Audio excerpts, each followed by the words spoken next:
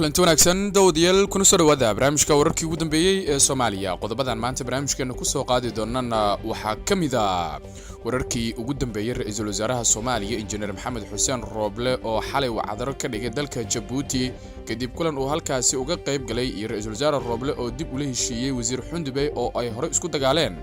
xog laga helay ra'iisul wasaare Rooble oo awoodii doorashada mar kale u gacan galiyay madaxweyne Farmaajo iyo madaxweyne maamul goboleed oo shaaciyay xog uu ka hayay ra'iisul wasaare Rooble.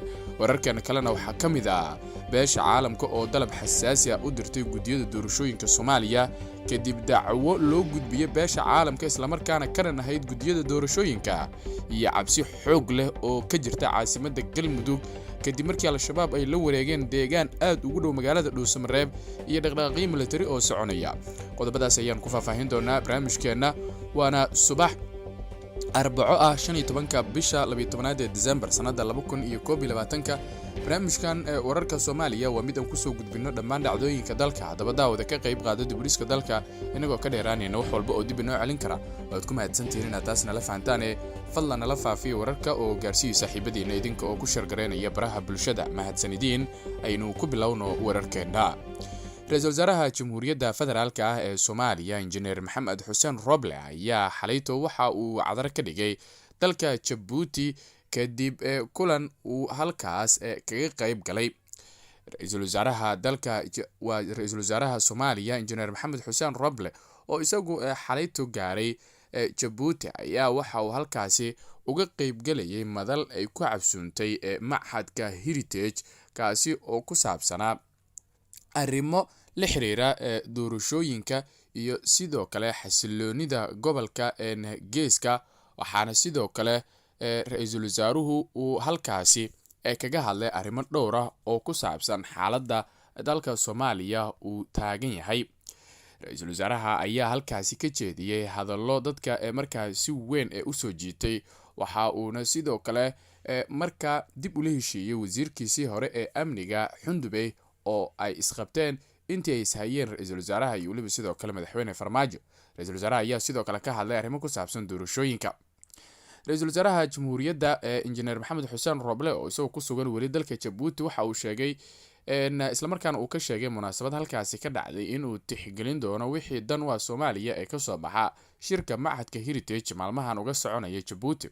waxa hadalkiisa intaasi ku daray in xukuumadda Soomaaliya ay qaadan doonto talooyinka shacabka Soomaaliyeed wuxuuna ku baaqay in la iscafiyo oo hore loo socdo si loo hagaajiyo dowladnimada Soomaaliya. ugu dambeyntii waxa uu sheegay ra'iisul wasaare Maxamed Xuseen Rooble in dalka uu galay doorasho xor iyo xalaal ah inkastoo ay jiraan cabashooyin badan oo ka soo noqday doorashooyinka markaasi la qabtay. ra'iisul wasaaraha ayaa waxaa la filayaa in maanta uu soo xiro shirweynaha shanaad ee aragti wadaaga Machadka Heritage ee ka socda dalkaasi Djibouti.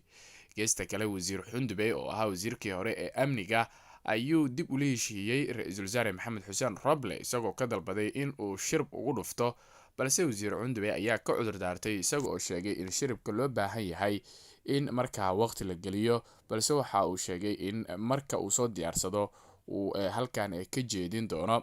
wasiir Xundubey iyo ra'iisul wasaare Rooble ayaa aad isku qabtay markii Rooble uu xilka qaadis ku sameeyay wasiir Xundubey kaasi oo ahaa wasiirka amniga Soomaaliya. Xundubeyna arrintaasi uu aad uga xumaaday. Xundubey ayaa markaasi la tuhunsanaa inuu la safan yahay filla Soomaaliya waxaana ahayd markii ay sida aadka ah isku qabteen ra'iisul wasaaraha iyo waliba sidoo kale madaxweynaha dowladda federaalka ah ee Soomaaliya. arrintaasi oo iyadu dad badan ay galaafatay wasiir Xundubeyna uu dadkaasi qayb ka ahaa balse ra'iisul wasaaraha ayaa hadda markaasi sheegay in la iscafiyay isla markaana ay ka wada shaqeyn doonaan xasiloonida Soomaaliya.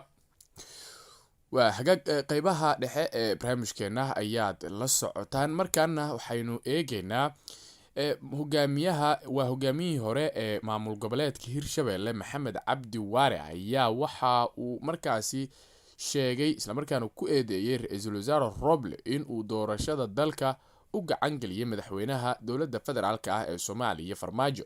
waxa uu sheegay in Rooble uu raali ka yahay in la boobo doorashada ka socota dalka ee uu isagu dhabarka u ritay hogaaminteeda isla markaana uu mas'uuliyadiisa aad uga gaabiyay. ra'iisul wasaarihii waa isqaadqaaday oo dadkii niyadda ayuu ka soo riday. cadaalad aan sameynaya hagaag yaa sameynaya ra-iisul wasaarow, dadka ha lugoynin oo dadka qalbiga ha ka soo ridin, ayuu yiri madaxweynihii hore ee maamulka Hirshabelle Maxamed Cabdi Waare.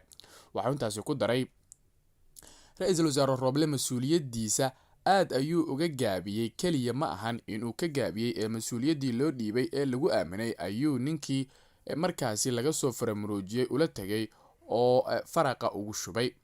sidoo kale waxa uu sheegay in Roble uu cadaystay in dhinac u saaray madaxweyne Farmaajo uun ka adkeysanayo in doorashada boobka kusii socoto, isla markaana ay tahay in mucaaradku ay arintaasi si weyn kaga tashadaan.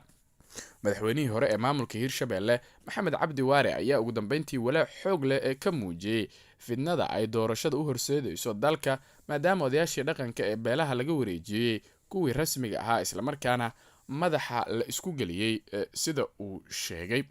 Maxamed Cabdi Waare ayaa dhawaanahan bilaabay in uu weeraro madaxweyne Farmaajo tan iyo markii uu isaga tagay maamulka Hirshabelle hogaaminteedii.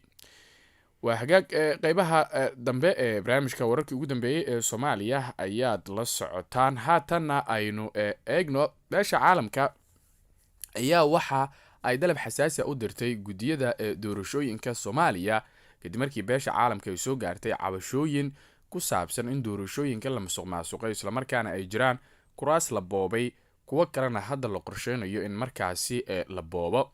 kulankan beesha caalamka iyo sidoo kale guddiga doorashooyinka ayaa waxa uu yahay mid markaasi aad loogu canaantay gudiyada doorashooyinka, isla markaana lagu faray in doorashooyinka ay markaasi ka dhigaan kuwo xor iyo xalaal ah, isla markaana ay ku wada qanacsan yihiin dhammaan saamileyda siyaasadda.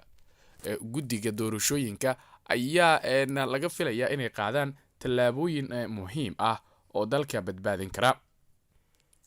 kulankan ayaa waxa uu markaasi ka dhacay magaalada Muqdisho ee caasimadda Soomaaliya, waxaana u dhaxeeyay guddiga doorashooyinka heer federaal, guddiga hirgelinta doorashooyinka heer dowlad goboleed iyo guddiga xalinta khilaafaadka oo dhinaca iyo deeq-bixiyaasha caalamiga ah ee Soomaaliya.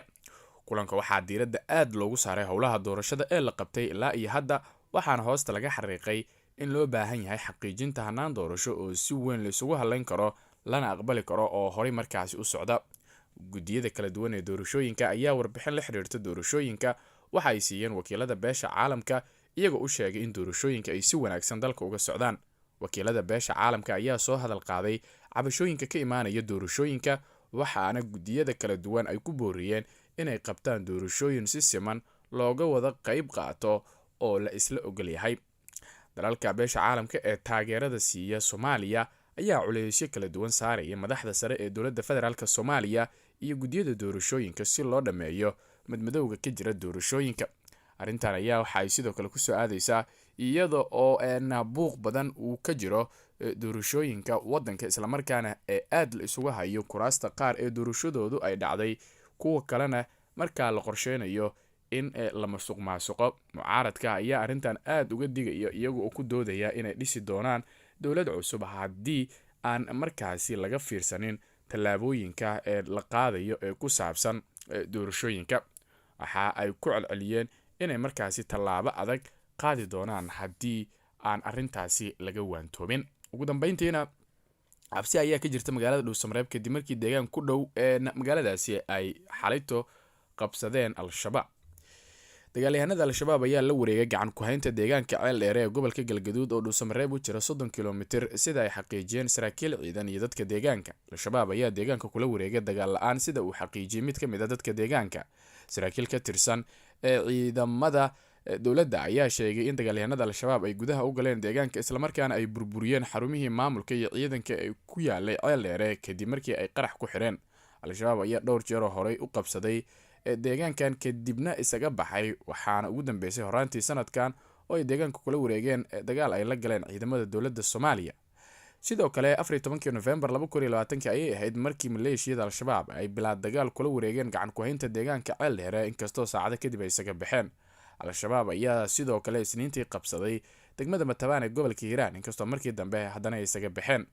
weerarka al-shabaab ee gobolada dhexe waxa uu ku soo aadayaa iyadoo meesha ka baxay maamulka Ahlus Sunna ee gobolada dhexe oo dagaal adag kula jiray deegaano markaasi badanna ka saaray al-shabaab. Al-Sunna ayaa muddadii 12 sano ee gobolada dhexe ka howlgalaysay waxay ku guuleysatay in ay dhulkii ay maamuleysay ka dhigto mid ka caagan weerarada al-shabaab. Saacadkeena waxaa dhaqdhaqaaqyo military laga dareemaya magaalooyinka Dhuusamareeb iyo Guraceel si halkaas ciidamo badan loo geeyo walow al-shabaab la sheegayo inay isaga baxeen deegaanka.